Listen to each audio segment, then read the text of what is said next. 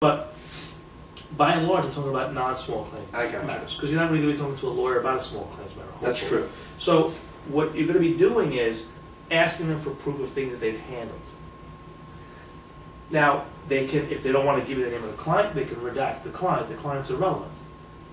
Okay? But it's, even though it's public, they don't have to redact it. If it's published, they shouldn't redact anything, because that's already, you're not revealing a secret. You're showing someone a cited case that you have handled. So it's not a valid argument, they say, about a confidentiality issue.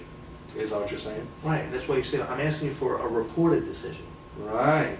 I'm asking you for something that's out in the arena already. And, by the way... I wish I had known that. Yeah, well, it's an important thing, because Gosh. It shows the types of cases that the person has handled, and they have been successful. I have even gone to the extent, and I do this regularly, there's a couple of reported decisions that I have lost that I show my clients. Is that right? Because I say, look, we don't win everything. Right. But we litigate at this level. Look at this case that I was handling. Yeah, I lost.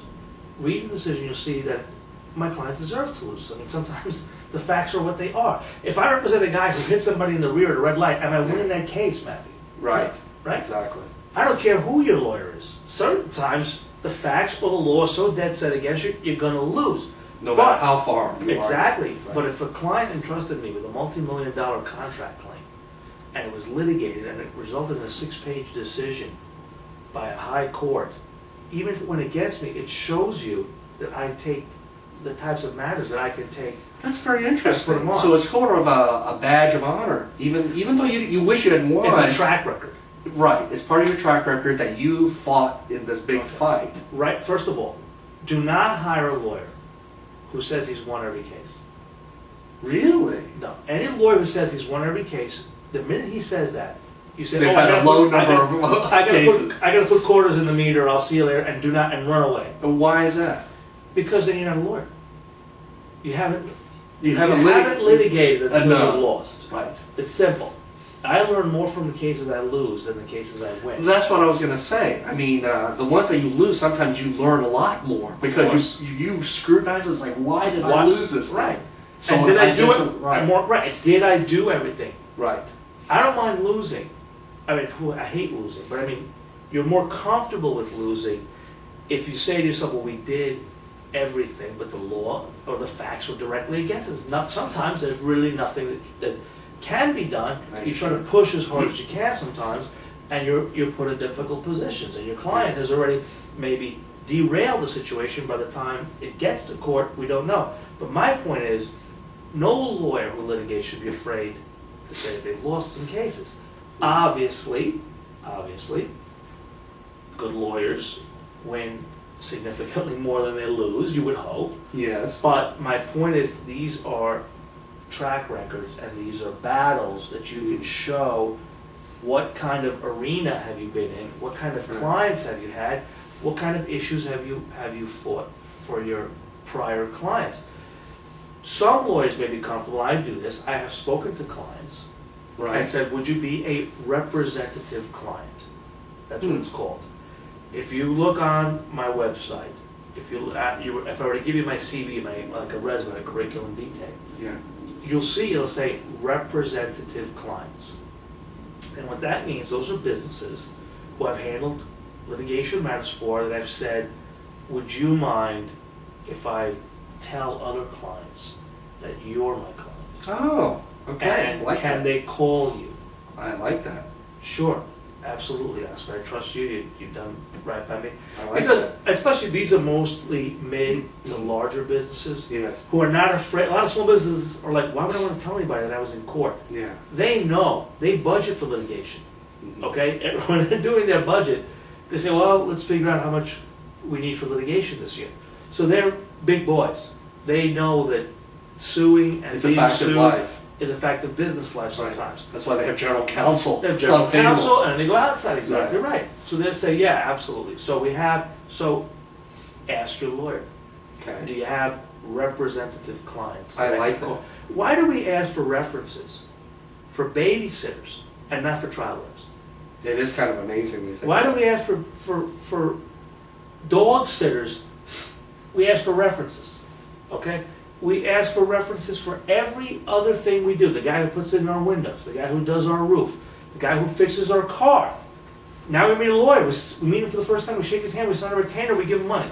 Well, I think it's the intimidation factor. That's The fact that the lawyers are very much more smarter than they are, and That's exactly right. but they don't realize that there's multiple lawyers, and they're all smart. Some are smarter than others. Some are more successful than Yeah, others. exactly. Some are more suited to you than others. That's true too. So that's the next step. What do you expect from your lawyer? Okay. Okay. How are you at returning phone calls? When can I call you? Responsiveness. Oh, that is so important. I can tell you that first-hand experience. Yeah, I said, do not tell me like- now. I need to know. Is it going to take me 4 times to get you? If it is, you know, and Yeah. okay, maybe I'm okay with that.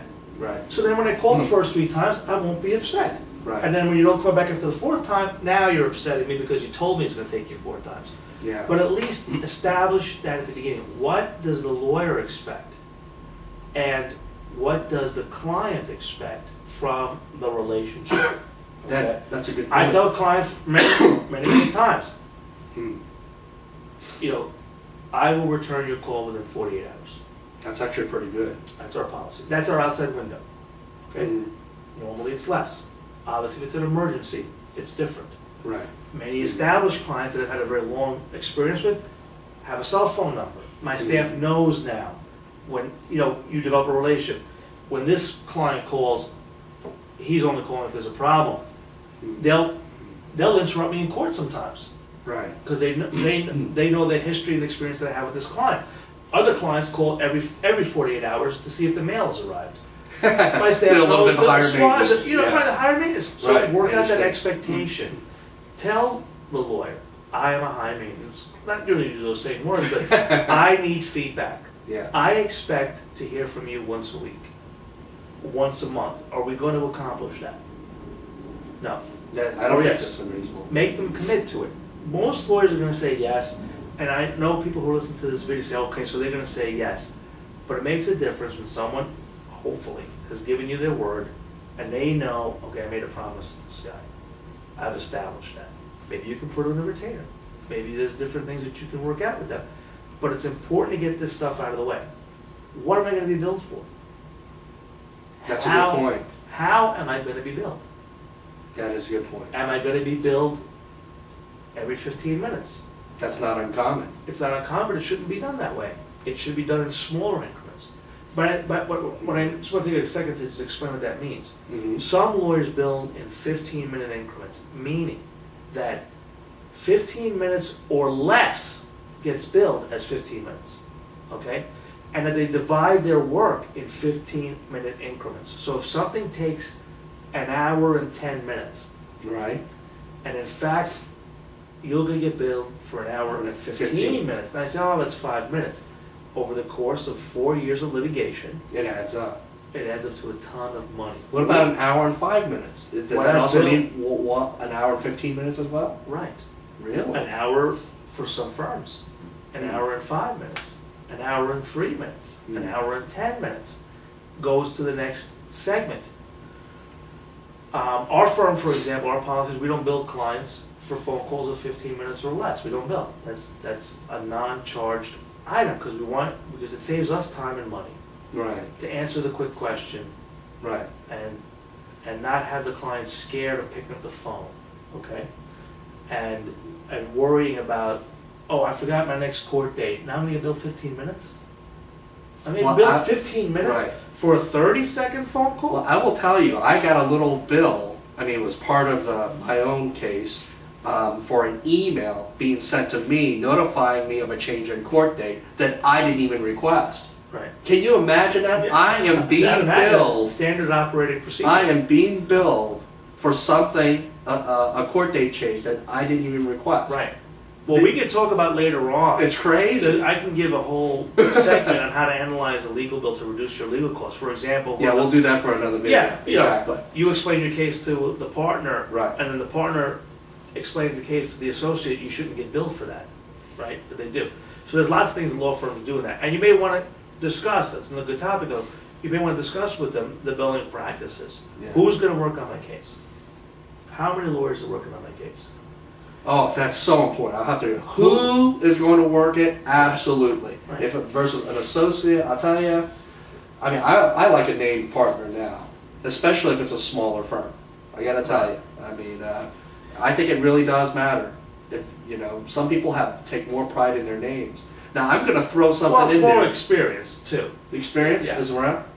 Well, you know, I don't know. I just think that I could be wrong, but you know, you being a named partner, you seem to take things pretty personally. You take things to heart. Right. Anytime you put You may your be more name expensive, but Sure. you take it to heart. anytime you put your name on, it's your name going forward. It That's carries right. it carries more to it. And by the way, we've often had courts expect more too.